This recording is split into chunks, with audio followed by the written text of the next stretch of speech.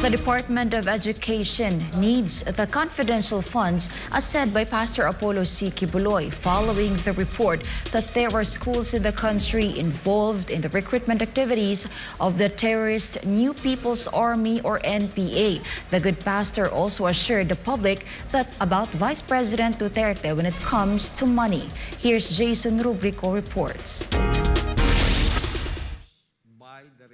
In his Give Us This Day program aired live on Wednesday, Pastor Apollo C. Quiboloy defended Vice President Sara Duterte against those who are criticizing the confidential funds requested by the Department of Education or DepEd. Pastor Apollo said DepEd, with Vice President Sara Duterte as the secretary, should receive all the confidential funds that they need. This follows a report by Education Undersecretary Michael Poa that 16 high schools in Metro Manila are allegedly involved in the recruitment activities of the NPA. Poa further revealed that 12% of the rebels who surrendered from 2016 to 2022 were minors. The DepEd official also said that more than 5,000 minors were discovered involved in drug-related activities from July 2022 to July 2023. Now, she also is hitting the nail on the head. Because this is where the CPP-NPA, NDF, and their cohorts are recruiting students to become NPAs. Activists first, and then they evolve into red fighters. Go to the mountain and die for nothing. That's why she needs all the confidential fund that she requested. This is for the surveillance in coordination with law enforcement, for drugs activities there in school, and for the recruitment of the rebel group, the CPP-NP NDF terrorist group. Pastor Apollo emphasized that the CPP-NP NDF are trying to block DepEd from getting the said confidential funds because they know that Vice President Sara is serious about completely stopping the communist terrorist groups from recruiting students in public schools. That's why they are blocking her, because they know that she is serious in the work of addressing the problems caused by the recruitment of the CPP-NP, NDF, and their cohorts in our schools. Very well. This is the mission of our DepEd Secretary, at the same time Vice President. That's why they are trying to hinder her. They are trying to stop and try to malign her or try to bedevil what she is doing. The good pastor emphasized that the public should not worry about Vice President Duterte regarding money. We know Inday Sara. I am from Davao City. She grew up here. She's as straight as an arrow. With regards to money, you don't worry about her. I will tell you. I can witness to that. Meanwhile, when asked about the current state of the education system under the leadership of Vice President Duterte, this is what the good pastor said. Excellent. Vice President Inday Sara Duterte is perfect and excellent to be our DepEd Secretary. For God and my beloved Philippines, I am Jayson Rubrico, SM9 News. Pastor Apollo C. Quiboloy expressed his support to Laban Kasama ang Bayan anchors Ka Eric and Dr. Lorraine Badoy following a case filed against them by a journalist. The good pastor also emphasized that they should not be ashamed to stand by their principles. Carlo de la Peña has the details. Continue to be bold, continue to be brave, and continue the crusade against the CPP, NP, NDF, and their terroristic activities and their terroristic rampage of wanton killing of our people in the Philippines. So they are now aghast because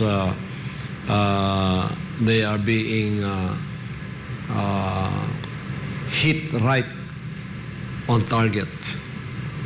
They are inflicting damage to this terrorist group, the CPP and PNDF. That's right. And you know, the challenge of Eric to Carol and his son is to condemn the CPP and PNDF, which both failed to do. This is what Pastor Apollo C. Quiboloy said to Laban Kasama ang Bayan anchors Jeffrey K. Eric Celis and Dr. Lorraine Badoy following a civil case filed against them by journalist Atom Araulio. Pastor Apollo stressed that they should not be ashamed to stand by their principles that are worth fighting for. You know, what I cannot understand about these people is that they're connected with them. But when you tell them that you are connected with them, they sue you. I don't understand that. If you are standing for something and you are a revolutionary, don't be ashamed. Don't be afraid. Be courageous. Admit that you are really supporting them. And you will have my respect. Amen. But you are connected. You are in support of their cause, which is the cause of the CPP and PNDF terrorist group. And then when these people in Laban Kasamang Bayan would connect you with them, you sue them. I don't understand that. Me, when I stand for something, I would die and live for that something, but I will never deny it. I will never deny it. According to the good pastor, one should never waver, although there will be critics that will try to ridicule your principles. You know, it's not very easy to be designated as an appointed son of God. You will have the ridicule of the world. And if I was afraid like you, I would deny. No, I'm not a son of God. No. I'm just a preacher. But then in private, I would be saying, I'm a son of God, you know. No. Whether I'm ridiculed or not, when the Father told me that I am that appointed by Him, and then He proclaimed me to the whole world, I'm embarrassed at the first, you know. Sometimes I want to hide. But I did not deny the wish of the Father. I did not deny the will of the Father. Pastor Apollo also questioned why Atom Araulio and his mother Carol Araulio could not condemn the atrocities that the communist terrorist group, the CPP and PANDF, had done to the Philippines for more than 50 years. So you, who are communists, you are connected to the CPP and PANDF. My understanding fails me. You are very intelligent people. Atom and his mother are very intelligent people. The whole world knows that you are supporting this group. And when you are being publicly exposed that you are such, you sue the people that are exposing you. When in fact it is true. I don't understand that. Please let me understand so that I can believe that you are true revolutionaries of your cause. Amen. Now you are seeking redress from our government whom you want to topple down. In the end, Pastor Apollo again urged Atom and Carol Araulio to accept the challenge of Celis and Badoy if they are truly not an ally of the communist terrorist group. So, Miss Carol Araulio and Mr. Atom Araulio answer the challenges of the two individuals, anchors of SMNI's Laban Kasamang Bayan, Dr. Lorraine Badoy and Ka Eric Celis.